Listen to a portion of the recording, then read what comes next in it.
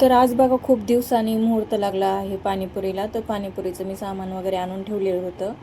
तर आमच्याकडे असे पाणीपुरीचं पाणी आणि इमली पाणी, आपलं चिंच पाणी हे सगळं रेडीमेड भेटतं बघा. तर इथे मी वाटाणे सकाळीच भिजू घालून ठेवलेले होते आणि ते आता म्हणलं चला कुकरला लावून घ्या. तर एक बटाटा होतं माझ्याकडे. तर इथे बघा मी कुकरला लावून ठेवलेलं आहे आणि ह्या चहा मी आल्या करून पेले होते शॉपमधून आल्याच्या नंतर.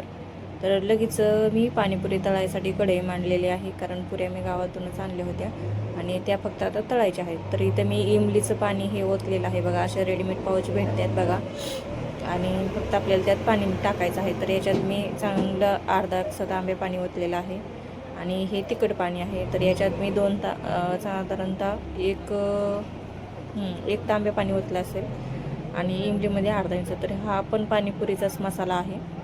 तर वाचत होते नेमकं काय काय आहे त्याच्यात, इन्ग्रेडियंट्स कशाला वापरलं जातं. तर खूप सुंदर हा पण मसाला आहे बघा. तर त्यात मी थोडासा टाकला आणि राहिलेला मी आता पुऱ्या तळायला घेतलेल्या आहेत. तर पुऱ्या बिऱ्या तळून झाल्याच्या नंतर थोडंसं पाणी, म्हणलं मुलं खायची नाही, थोडं पाणी जास्त ओतलं मी. पण ह्यातलं काय झालं बघा, ह्याच्यातून थोडंसं पाणी जास्त झाल्यामुळे त्याची टेस्ट थोडीही झाली, तरी पण छान जातं. तर बघा इथं पुऱ्या पण खूप भरपूर मी तळल्या होत्या ताटभर. तर लगेच जेवण वगैरे आम्ही करून पण घेतली.